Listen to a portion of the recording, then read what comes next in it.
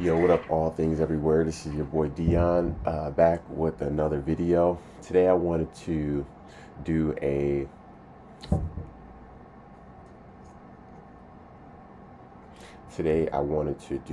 bit of a reaction video. I've seen some videos talking about some different travel changes for 2025, and I wanted to take a little bit of time to kind of cover that. So.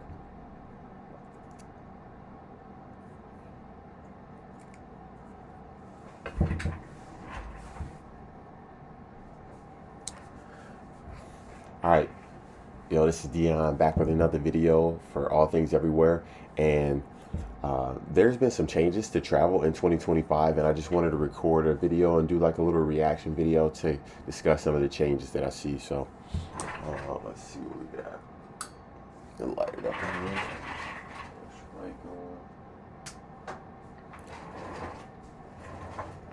Okay. All right, let's see what we got. Starting May 2025, thousands of travelers might be turned away at airports worldwide.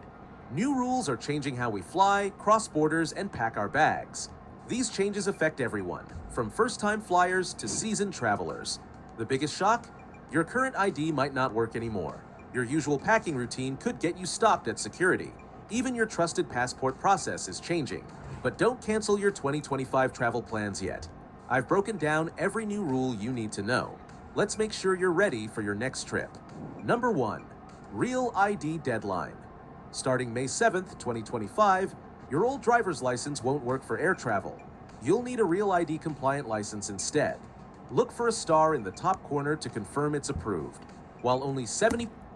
I've actually heard about this before. So I live in Detroit, I live in Detroit, and to travel over the border to Canada, which is like a 30-minute drive. Well, really, honestly, it's like a 15-minute drive from Detroit to cross the bridge, the Ambassador Bridge, to go over into Canada. And for us, a couple years ago, I think you needed to have what they call was an enhanced driver's license or a passport. So like if you had a regular driver's license, you couldn't cross the border. You needed to have an enhanced driver's license, which is probably similar to like one of these Real IDs, or you can use your passport. So they're saying in May of 2025, everybody's going to have that. So, okay. 80% of states are on track to meet this deadline. Don't bank on the TSA extending it to 2027. If you don't have a Real ID, don't worry. You can still fly with other documents like a valid passport, global entry card, or veteran health ID. Exactly. Active military IDs also work. For state-specific Real ID details, check your DMV website since the process can take 2 to 4 weeks. To get a Real ID, bring your passport or birth certificate, proof of residence like utility bills, and your social security card. Many DMVs now require appointments and may charge extra fees. Processing times vary by state, so plan accordingly. Keep your current ID until the new one arrives and consider getting a passport as a backup. Some states even offer digital Real IDs, so check if yours does. By planning ahead, you can avoid any travel disruptions That and ensure digital a ID smooth might transition. be where it's at. Number 2. New passport system. The State Department has introduced online passport renewals to make the process faster, but there are 6 requirements you must meet. First, you need to be over 25 years old and have a regular tourist passport that's 9 to 15 years old. You also must live in the US, have an undamaged passport, and possess the physical document. Special passports, like diplomatic ones, require different steps. Photos must follow strict rules. No selfies. Use a professional photo with a plain white background. Glasses and head coverings. A funny thing about the passport thing. So I got all of my kids' passports pretty young. I think my son Maverick, he got his passport when he was 3 or 4 years old, or 3 or 4 years old. I want to say 3. And we went to like Walgreens to do his passport photo, and I took him and my daughter to get their photos done there. And they kind of like guarantee that your photo is going to work or whatever, or they'll give you your money back. Long story short, I took Maverick's photo and Ava's photo. Hers was approved, Maverick's was not. and I ended up just using like some photo app, some passport photo app on my phone, and resubmitted the new photos that I took at home, and those were approved. So it's kind of funny. I ended up going to Walgreens to try to get a refund, but they didn't do it, and I was like, it's only like $5, so I don't even care at this point. But I thought it was stupid that it didn't even work, and that's kind of like their specialty there. So aren't allowed, and the photo must be recent. The system automatically checks quality. Once you apply, your old passport is immediately invalid. Avoid starting if you have upcoming travel, as processing takes at least 8 to 10 weeks. yeah. Expediting isn't an option. Payments are secure and you can track everything online.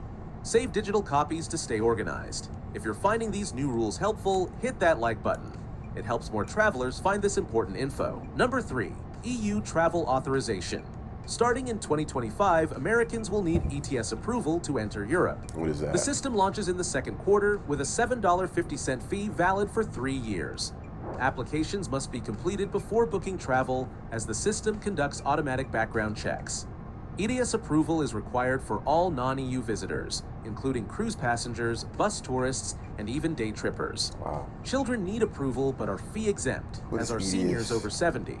Travel. The process is fully online, with most approvals issued within minutes, though some may take up to 14 days. Be sure to enter your passport details accurately, as errors can cause delays. ETIAS links electronically to your passport, but keep the approval email handy.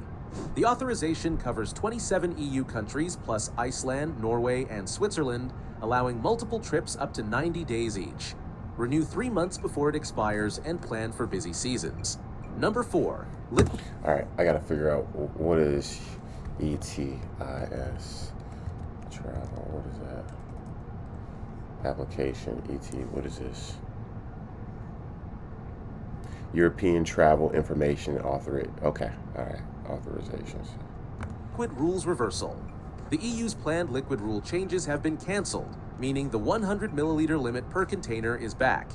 All liquids must fit in a clear quart-sized bag, and even airports with previously relaxed rules now have to comply Yeah, here in due the to U.S., scanner that never issues. went away. Pack travel-sized travel a toiletries, few check times larger a year, bottles, and and buy full-size items after security. Keep prescriptions in original That's never packaging changed. with a We've always doctor's had note. those. And remember, those baby limits. food needs separate screening. Always check specific airport policies, as they may differ by terminal. At security, remove your liquid bag, place it separately in bins, and declare larger medicines. Consider solid alternatives like shampoo bars to save space. Stay updated on rules, as they can vary between airports and even connecting flights. Number 5, baggage size changes. European airlines make carry-on rules confusing by setting different limits. While some let you bring 22-inch bags, others cap it at 21 inches or smaller, with budget carriers being the strictest. Weight limits bounce between airlines too, making packing even trickier. Smart travelers measure everything, including wheels and handles, and double-check airline rules before flying. Most frequent flyers go for bags around 21 by 14 by 9 inches. It's generally the safe zone across carriers. A luggage scale helps you avoid surprises, and those... I would definitely say if you're checking bags, you definitely should be weighing and measuring that before you get to the airport. I can't tell you how many times where I've actually got to the airport and like had to pay an extra $80 each way because my bag was over the limit. So I try to avoid checking bags whenever possible, but sometimes if you're doing like longer extended stays, you need the space. One tip that I do, instead of just like putting it on the scale, if you don't have one of those at home, like ones where you could fit like a bag on, what you could do is you could weigh yourself on a scale and then hold your bag and get on the scale and then just subtract the difference. That way you can figure out exactly how much your bag weighs. And then they also, on Amazon, they sell like a little, where you can measure the weight of your bag. It's like a little hook. You lift it up, and then the dial kind of reads and tells you how heavy your bag is. We have one of those too now, but if you have a scale in your home, I think both of them is close enough so that you're not like surprised when you get to the airport. Airport measuring boxes can save you from gate check fees. Keep airline so size nobody charts has on that your at phone home. and know your Rules. backup plans. Whether it's buying an approved bag at the airport or packing a squishable one that adapts to stricter limits, having options helps. Just remember, lighter packing means fewer headaches with weight restrictions. Travel Number light. 6, Hell yeah. family seating guarantee. Airlines now have clear rules for family seating on all U.S. flights. Any child under 13 must sit with at least one parent. No exceptions and no extra fees. This includes basic economy tickets, making family travel easier for everyone. Planning ahead makes your journey smoother. Book early and get familiar with your airline's seating map. To me, that kind of Most seems like a airlines let you check in no-brainer. 24 hours before departure. Like, if That's I got your a best young chance kid to or a secure teenager, seats I want them together. to sit next to me. Keep your children's age documents ready and always request family seating when booking. Know that you have rights if the airline tries to separate your family. Document everything. Take screenshots of seat assignments and save booking confirmations. Report any airline that charges extra or refuses to help. Okay, so they're not saying that, like, so you're required if you're under the age of 12, I think they said. Well, that makes sense. I was thinking that this is a new rule where you have to sit next to them, and that, I don't know. I think it makes sense now. So they're in support of family sitting together versus just sticking them wherever there's an empty seat. So yeah, all right, I'm with that. Airlines can't force you to upgrade for family seating, and their systems should prevent family separation automatically. While each airline handles this differently, some assign seats automatically, others need a phone call. That's a The good end thing. result must be the same: families sitting together. Before we talk about your refund That's rights if important to know. things go wrong, hit subscribe and turn on notifications. Travel rules change often, and you'll want to stay informed about protecting your family's rights. Number 7, refund rights. Airlines now must automatically refund passengers for significant delays and problems. Any delay over 3 hours triggers an automatic refund. Wow. If your bags are lost, you'll get your baggage fees back within 12 hours. Airlines also must offer 5-year vouchers for canceled flights. These new protections cover all U.S. air travelers. Domestic flight issues require faster refund processing than international ones. To protect yourself, monitor your flight status and save screenshots of delay notifications. Keep all airline emails and messages, and don't toss those boarding passes or receipts. I'm curious, has this taken effect already? I actually have a niece right now that's traveling. She's stuck in the Atlanta airport.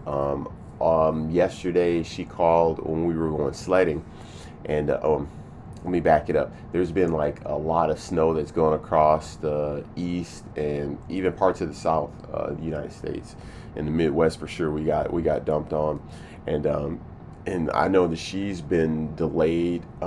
They put her up overnight, and even yesterday her flight was delayed. So I'm talking like definitely more than like 12 hours of delays. So this new update of they have to automatically refund you after 4 hours. I'm curious if they've already taken that into an account. So I'm gonna send her this video so she can take a look at it and maybe get some money back on the flights that she's already bought, because I know she had to spend some additional out-of-pocket money. Taking photos of your checked bags before flight can also help with claims. Start the claim process as soon as issues occur. Airline apps usually offer the fastest service. Check your credit card benefits too, as many provide extra travel protection. Okay, so it seems like Save you have to receipts file for a claim. expenses during delays, since airlines must cover reasonable costs during disruptions. Understanding what counts as a significant delay is key, though weather-related issues follow different rules. Save your claim numbers and check on them weekly until resolved. Number 8, security upgrades. Airport security is getting a major upgrade in 2025, starting with Las Vegas. Pre-check passengers there will test the first self-service security system. The new 3D scanners mean you can finally leave laptops in your bags. If successful, other airports will quickly follow suit. International travel gets easier too. Some connecting flights won't need a second security check thanks to matching security standards. Dublin already does this with US flights, and more airports join the program monthly. Face recognition is also expanding across American airports. This I'm kind of excited for, because I do a lot of business travel, and the fact that I always have to take out my laptop and like I get everything packed in there so nice and neatly, and then I always have to get there and open stuff up. I'm like, you can see everything else. Like, why can't you just see that this is a laptop? Why do I have to remove it? So it's good that they're kind of shifting away from that, where you have to pull out all electronics, take off your belts and shoes.